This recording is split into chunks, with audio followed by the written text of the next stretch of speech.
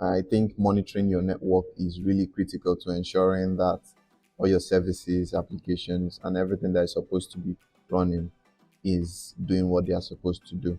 So setting up some sort of monitoring solution or monitoring system to ensure that my servers are running, my firewall is online, my routers, switches, file servers that I am hosting, that they are online and running, whether it's in the cloud or they are on site, to just have that visibility into things, or being able to look at the screen and tell that this is running, this is running, this is down, I need to maintain it. I think is really crucial in the life cycle of any IT department, or you know any IT infrastructure in general. Okay, what I'm bringing to you today is Uptime Kuma. It's crazy easy to install. It's too easy. It's too easy to install. I was shocked. So this is Uptime Kuma. They said Kuma is stands for bear in Japanese. So it says bear is watching out, you know, on your network, is looking at your network, monitoring that everything is working fine. I just like, how their documentation is. It's on GitHub. It's pretty straightforward and easy to install. So I installed mine using Docker. You can easily use Docker to install it, or click on the live demo to see what it looks like, or just go to their GitHub page. You can also clone the GitHub repository to host it in your infrastructure. So yeah, basically pretty much straightforward. But I've installed it with Docker on my Ubuntu. So I'm going to just give you a look at what it feels like using Uptime Kuma. So I have my Linux Mint open here, and I also have Kali open here, so that I'll use those as an example. So let me quickly log into my Kali. All right, I'll open my terminal to get the IP address and do the same for Mint. All right, so let's go to Ubuntu where Uptime Kuma is installed. And then the topology I'm using is pretty much straightforward. It's the topology I always use. So it's my regular topology where I have my Linux Mint, the Kali, and the Uptime Kuma on the same network. And then they are on the 192.168.244.0/24 network. Then I have the VMware workstation where everything is installed. So when I go here and I try to log in, okay, so I'm logged in. Sincerely, if you just run the Docker, you'd have Uptime Kuma installed in seconds, and you have it running. So if I go to my Firefox,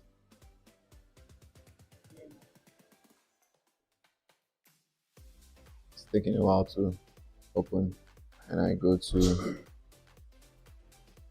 localhost. So this is hosted in Ubuntu, and that's the port it's currently listening on, 3001. So if I open this, I log in. So this is what the interface looks like for Uptime Kuma. So you basically would have, let me expand this. You basically just have your add new monitor, you have a very sleek dashboard and all of that. So first things first, I'll try to add a new monitor, as Uptime Kuma would call it. So a new monitor basically is like a target. That's a target that you want to scan. So if I go to add new monitor, let's just add something on the internet. Let's add uh, Google DNS. So if I go to add monitors and go to friendly name, I would say Google DNS, and then I go to the host name. I'll use the IP address. So heartbeat interval check every 60 seconds. So I'm going to tell it to check every 60 seconds for, I'm going to reduce that. It's quite a lot. So I'm going to say uh, check every 10 seconds. So heartbeat retry interval. So heartbeat retry interval. So this is just like, when you're using OSPF and it's telling you, the keep alive, the way OSPF uh, uses to ensure that the neighboring router is online. You use the hello messages. So it's going to ping Google each time, and then it's going to respond every 10 seconds. So if it's not online after, let's say, 3 tries, we'll declare it as offline. Okay, and then this sorry, I think this is not supposed to be less than 20. So if not if it's not if it's not alive in 30 seconds, just declare it as offline. So it has already started scanning, pinging Google already. So you can see that it says that Google DNS is up. So we're going to allow this to populate while we add Kali. So I'll get the IP address for my Kali, and I'll get the IP address for my Mint. So we'll add this as well. So we'll just go back,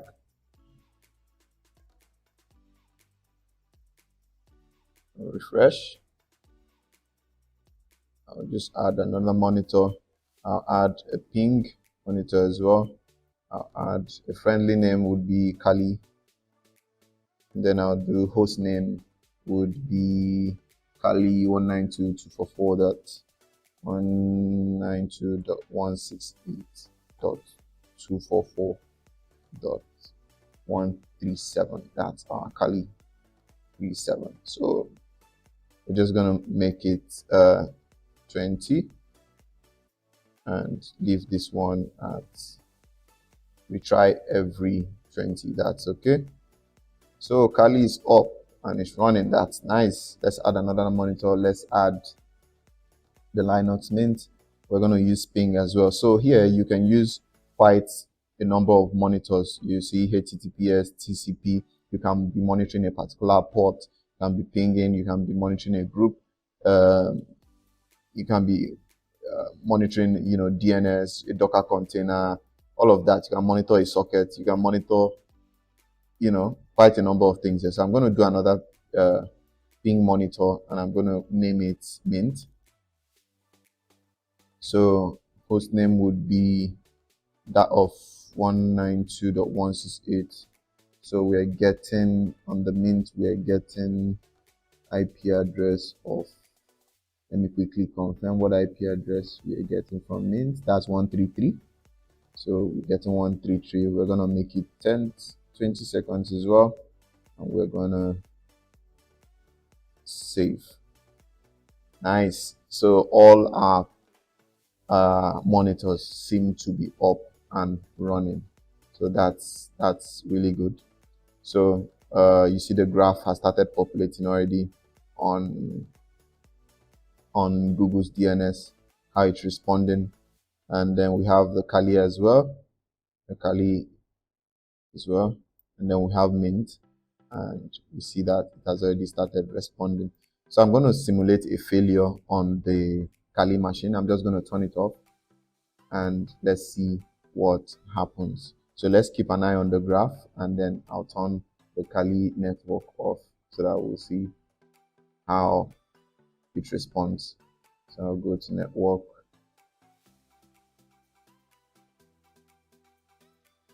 So just go to my Kali, and I'll turn off the VM entirely. I'll suspend it. So Kali VM is currently offline. So we're just gonna let the graph populate the data and detect an outage. We set it to about 20 seconds or thereabout, so it might take a while. Oh, nice. So it has already started notifying us that Kali is down. So as you can see, the Kali network is down already. So if